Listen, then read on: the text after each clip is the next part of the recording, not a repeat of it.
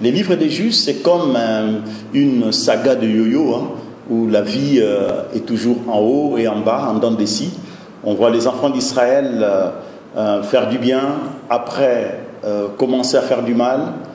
Ils crient vers Dieu, et puis Dieu le libère en envoyant un libérateur, et puis ils reprennent encore, ils crient vers Dieu. C'est toujours ça qui va se passer dans le livre des juges. Et cette semaine et les semaines qui suivront jusqu'en fin septembre, nous allons étudier ces livres des juges pour comprendre ce qui se passe. C'est-à-dire, les enfants d'Israël, ils sont sortis de l'Égypte, ils ont traversé la mer Rouge et ils arrivent au Jourdain. Et arrivé au Jourdain, Moïse va mourir et il va laisser les pouvoirs à Josué qui va avoir la responsabilité de faire traverser les enfants d'Israël jusqu'à la terre promise. Et une fois que Josué va faire la conquête des Jéricho et toutes les autres conquêtes, il va rassembler dans Josué 24 tout le peuple des tribus d'Israël, leurs anciens, les chefs, les juges, des officiers, et il va leur parler et il va leur dire: maintenant, craignez l'Éternel, au chapitre 24, verset 14, servez-le avec intégrité et fidélité, faites disparaître les dieux que vos ancêtres servaient dans l'autre côté de l'Euphrate et en Égypte, et servez l'Éternel.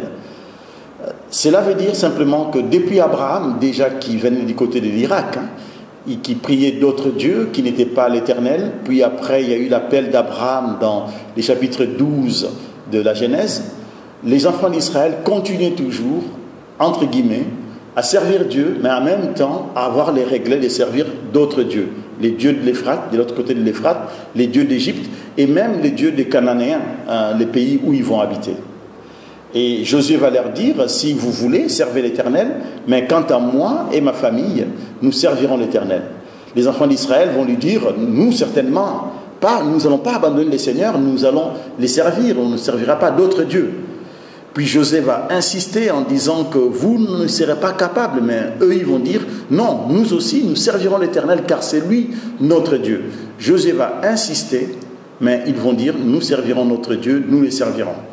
Par contre, quand ils vont arriver dans les pays de Canaan, ils vont commencer à adopter les dieux des Cananéens.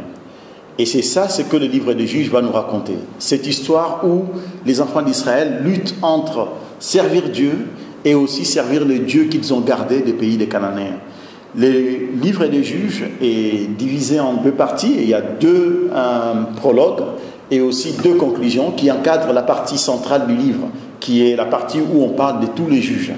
Et c'est comme si le livre des juges était en train de pointer vers cette partie centrale qui lui-même aussi, cette partie elle-même est aussi un chiasme qui pointe vers Gédéon, qui est censé être le juge par excellence, mais ces derniers, comme on le verra dans la suite, va aussi échouer dans sa mission de libérateur en se rendant coupable de l'idolâtrie à Ophra, et il va mourir.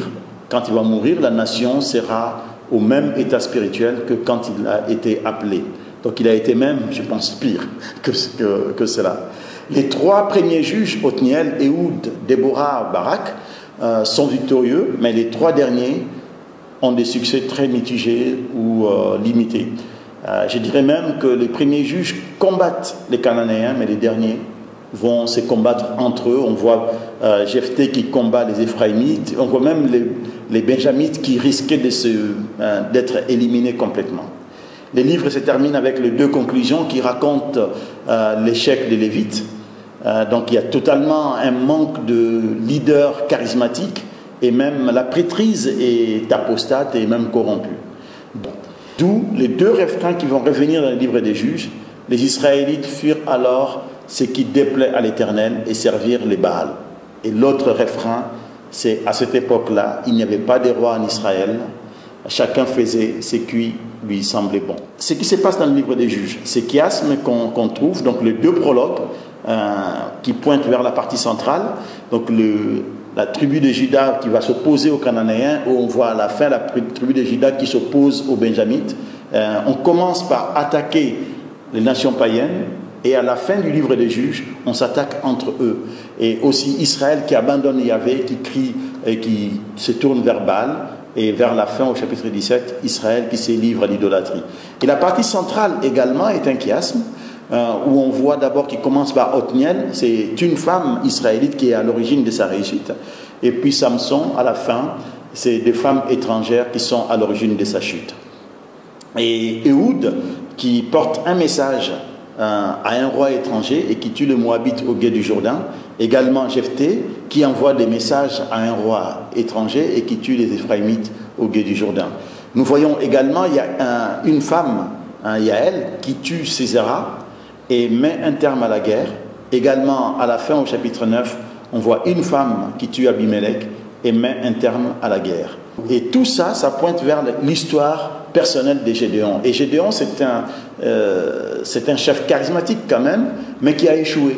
Gédéon, on le verra, il va être celui qui va dire « je ne veux pas être roi », mais qui nomme quand même son fils en l'appelant Abimelech, « mon père est roi ». Donc on voit bien quel genre de personne il est, et il va finir par être une personne idolâtre. Qu'est-ce qui se passe donc? Ce dont Israël a besoin, nous dit l'auteur du livre de Juges, l'Israël a besoin d'un roi prêtre charismatique, fidèle à l'alliance, selon l'ordre de Melchisédek. Et ces rois prêtres s'incarnent dans la personne de Jésus. Et nous verrons au travers de ces livres de Juges comment Jésus est ces rois prêtres ou ces chefs charismatiques dont Israël a besoin et dont l'Église a besoin et dont vous et moi, nous avons besoin.